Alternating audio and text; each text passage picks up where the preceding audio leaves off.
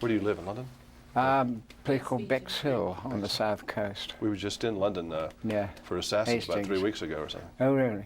Yeah. It was good weather, too. It is very good. It's been marvelous, really. Right, yeah.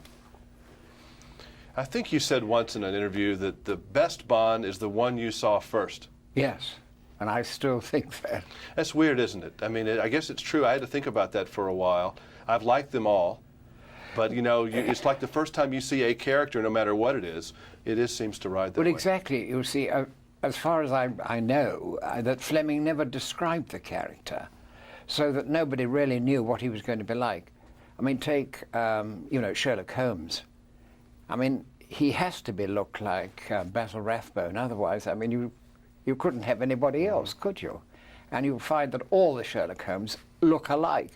When I haven't done that with a Bond.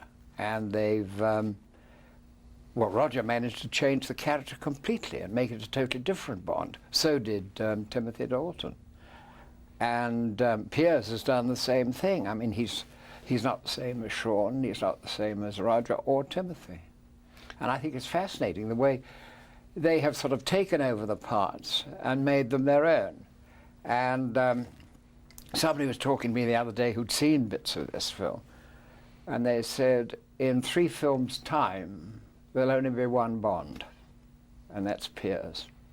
I think that's true, as long as you can stay with it, you know, a while to get that new generation of moviegoers and things like that. That's the secret. What has Q done for you in your career? I mean, has it been good or bad? Or people think of you only as Q? Yes, they only think of me as Q. I mean, it's awfully nice to be recognized all over the place, you know, and all that sort of thing. I mean, any actor who says he doesn't like being recognized, well, he's a bloody liar, actually, because there's awful satisfaction in that. And no, I am unique, and it is difficult, because I only have one scene, and so I only get 1 or 2 days' work. And yet, you know, I'm as well known as practically anybody. And well, I'm not saying they shouldn't. I mean, Piers, and I'm not in the same category as Piers, but anyway, sort of other fairly well-known characters, not the stars. I mean, they have cars to go about, but I go about in the underground, you see, and of course get recognized right and left. Yeah, I mean, it is strange. I mean, everybody knows Q. Yes. You know, I think Q was more well-known than M, even though Bernard Lee certainly had a big part there, but they knew Q. Yeah, well, I think that's chiefly because of the gadgets. There's really nothing to do with me.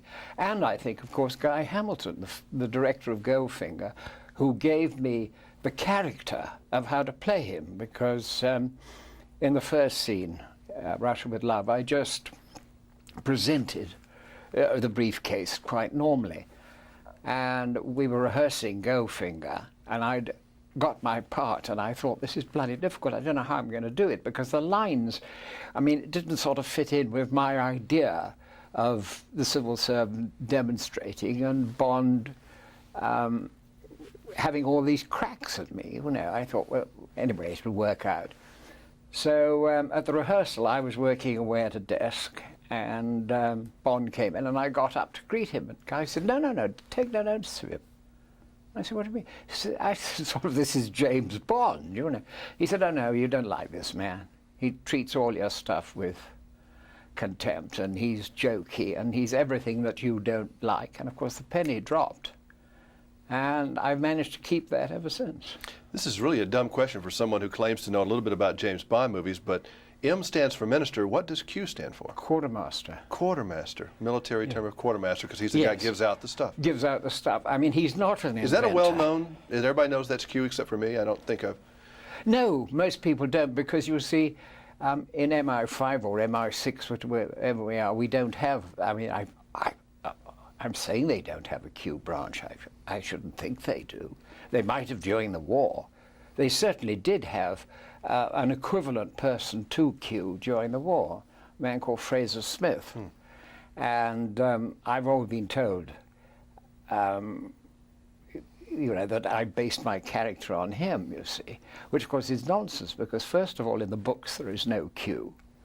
And also, because of the 30-year secret service, you know, when you are in the Secret Service or government or anything like that, you have to sign a 30-year thing that you don't talk about it. Well, Q, of the real Q, Fraser Smith, he didn't meet me until I'd been in till Octopussy, actually. So I'd been in the films for God knows how long. So there is no connection between the two, except that we both do the same sort of work. We don't invent the stuff, we collect them for whatever's necessary.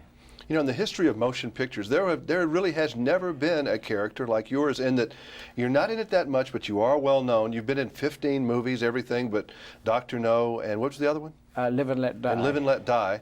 And that's just, I just shake your head, because I can't get up, because you're probably, certainly, so it's the one single thread that's gone through all these things. Yes, yes it is, yeah.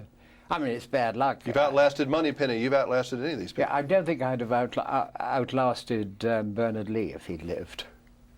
I think Bernard was wonderful. Not that decrying, I think that Judi Dench is terrific. Mm-hmm. Yeah, she's good, mean, good old tough lady. I mean, it's lovely, that sort of performance. Well, I'm glad I finally got to meet Q Branch. Thank you, sir. Thank you very much. All right. Right.